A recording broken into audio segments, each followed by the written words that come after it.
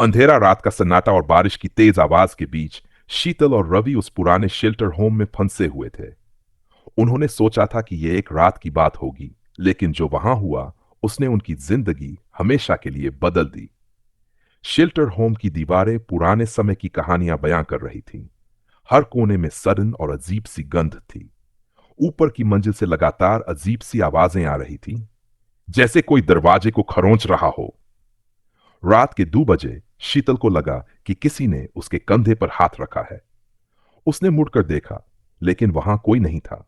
डर के मारे वह चुपचाप रवि के पास चली गई। तभी उन्होंने सीढ़ियों पर किसी के चलने की आवाज सुनी। उन्होंने देखा, एक छाया धीरे धीरे उनके पास आ रही थी। भूतिया साया। वह छाया एक बूढ़ी औरत की थी। उसके झुर्रियों भरे चेहरे पर डरावनी मुस्कान थी और उसकी आंखें गड्ढों की तरह खाली थी। वह बुदबुदा रही थी, यहां से चले जाओ, वरना तुम भी उनमें से एक बन जाओगे। भूतों की दास्तान। रवि ने हिम्मत करके बूढ़ी औरत से पूछा कि यह शेल्टर होम इतना डरावना क्यों है। उसने बताया कि यह जगह एक अनाथालय थी, जहां बच्चों के साथ बुरा व्यवहार किया जाता था। उनमें से कई बच्चे मर गए और उनकी आत्माएं अब भी यहां भटकती हैं। डरावना सच। शीतल और रवि ने जल्दी से वहां से भागने की कोशिश की, लेकिन जैसे ही वे मुख्य दरवाजे तक पहुंचे, दरवाजा अपने आप बंद हो गया। पूरा शेल्टर होम हिलने लगा और बच्चों की चीखें चारों ओर गूंजने लगीं। अंतिम पलायन किसी तरह उन्होंने खिड़की तोड़ी और बाहर कूद गए। पीछे मुड़कर देखा तो शेल्टर होम में आग लगी हुई थी, लेकिन अजीब बात यह थी कि आग बुझने की बजाय पूरी इमारत धीरे धीरे गायब हो गई। आज भी शीतल और रवि जब उस रात को याद करते हैं तो उनकी रूह कांप उठती है। शेल्टर होम अब कहीं नहीं है, लेकिन उसकी डरावनी दास्तान आज भी हर किसी को सिहराने के लिए काफी है। क्या आप उस शेल्टर होम में जाने की हिम्मत करेंगे? शीतल और रवि भले ही उस भूतिया शेल्टर होम से बचकर निकल गए थे, लेकिन वह घटना उनके दिल और दिमाग पर गहरी छाप छोड़ चुकी थी। रवि ने फैसला किया कि वह इस जगह के पीछे छिपे रहस्यों को जान करेगा। पुराने दस्तावेजों की खोज। अगले ही दिन रवि ने शहर के रिकॉर्ड ऑफिस जाकर उस शेल्टर होम के बारे में जानकारी जुटानी शुरू की। उसे पता चला कि यह जगह 32 साल पहले एक अनाथालय के तौर पर बनाई गई थी, लेकिन एक दिन वहां आग लग गई थी और उस हादसे में 20 से ज्यादा बच्चों की जान चली गई थी। आग लगने की वजह आज तक रहस्य बनी हुई थी। दस्तावेजों में यह भी लिखा था कि बच्चों की आत्माएं शांति नहीं पा सकी और तभी से वहां रहस्यमयी घटनाएं होने लगीं। शीतल की डरावनी रातें। शीतल अपने घर में भी सुरक्षित महसूस नहीं कर रही थी। उसे ऐसा लगने लगा था कि कोई अदृश्य ताकत उसका पीछा कर रही है। रात को जब वह सोने की कोशिश करती तो उसे अपने कमरे में बच्चों की हंसी और रोने की आवाजें सुनाई देती। एक दिन उसने शीशे में अपनी परछाई के अलावा एक और परछाई देखी, जो धीरे धीरे उसकी तरफ बढ़ रही थी। रवि ने शीतल से कहा कि इस रहस्य को सुलझाने के लिए उन्हें दोबारा उस शेल्टर होम जाना होगा। शीतल डर रही थी, लेकिन रवि ने उसे हिम्मत दिलाई। जब वे उस जगह पहुंचे तो वहां सिर्फ एक जली हुई जमीन और राख थी। लेकिन अजीब बात यह थी कि जैसे ही वे उस जमीन पर कदम रखते, उन्हें बच्चों के रोने और चीखने की आवाजें साफ सुनाई देने लगीं। भूतों का सामना। रात के समय उन्होंने अपने साथ लाए कैमरे और टॉर्च का इस्तेमाल किया।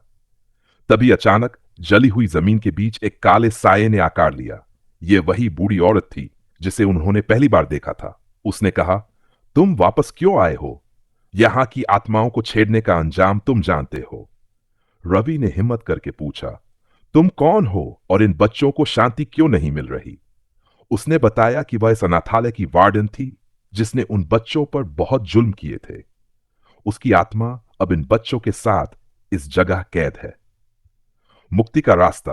बूढ़ी औरत ने कहा कि बच्चों की आत्माओं को तभी शांति मिलेगी जब उनकी आखिरी इच्छाओं को पूरा किया जाएगा।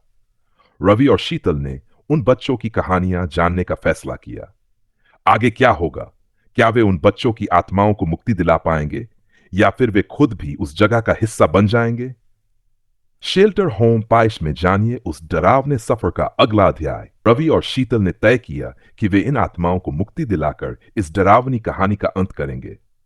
बूढ़ी वार्डन ने उन्हें बताया कि हर आत्मा के पीछे एक अधूरी कहानी है, जिसे पूरा करना जरूरी है। पहली आत्मा, रोहन का खिलौना। रवि और शीतल को सबसे पहले एक छोटे बच्चे की आत्मा दिखाई दी। वह रो रहा था और कह रहा था, मेरा खिलौना वापस ला दो। बूढ़ी वार्डन ने बताया कि रोहन का खिलौना वह जिद्दी लड़का छीनकर आग में फेंक देता था, जिससे रोहन बेहद दुखी था। वह खिलौना अब राख में दबा हुआ था। रवि और शीतल ने उस राख में घंटों खोजबीन की और आखिरकार एक जला हुआ लकड़ी का घोड़ा निकाला। जैसे ही उन्होंने वह खिलौना आत्मा को सौंपा, रोहन मुस्कुराया और एक चमकती रोशनी में बदलकर गायब हो गया। दूसरी आत्मा दूसरी आत्मा मीनू नाम की लड़की थी। वह हर रोज खिड़की से बाहर देखते हुए कहती थी, मैं बाहर खेलना चाहती हूं। लेकिन अनाथालय के सख्त नियमों की वजह से उसे कभी बाहर खेलने का मौका नहीं मिला। उसकी आत्मा अब भी अपने अधूरे सपने के साथ बंधी हुई थी। शीतल ने मीनू की गुड़िया उठाई और उसे पास के बगीचे में ले जाकर खेलने के लिए कहा। मीनू की आत्मा ने मुस्कुराते हुए उन्हें धन्यवाद दिया और धीरे धीरे गायब हो गई। सबसे खतरनाक आत्मा, वार्डन का प्रायश्चित। जब रवि और शीतल ने लगभग सभी बच्चों की इच्छाएं पूरी कर दी, तो अचानक बूढ़ी वार्डन की आत्मा का स्वर बदल गया। वह चीखते हुए बोली, तुमने बच्चों को मुक्त कर दिया, लेकिन मैं कभी मुक्त नहीं हो सकती। मैं अपने पापों का बोझ उठाते हुए यहां हमेशा के लिए बंधी रहूंगी। वार्डन की आत्मा ने उन्हें चेतावनी दी, अगर तुमने इस जगह से जाने की कोशिश की तो मैं तुम्हें जाने नहीं दूंगी। अंतिम संघर्ष। रवि और शीतल ने महसूस किया कि उन्हें वार्डन की आत्मा को भी मुक्ति दिलानी होगी। उन्होंने अनाथालय की पुरानी दीवारों के बीच एक सीक्रेट रूम ढूंढा, जहां वार्डन ने बच्चों को यातनाएं दी थीं। उन्होंने वहां एक पुरानी डायरी पाई, जिसमें वार्डन ने अपने पापों का ब्यौरा लिखा था। रवि ने जोर से पढ़ा, मैंने जो किया उसके लिए मैं शर्मिंदा हूं। मेरी आत्मा को कभी माफी नहीं मिलेगी।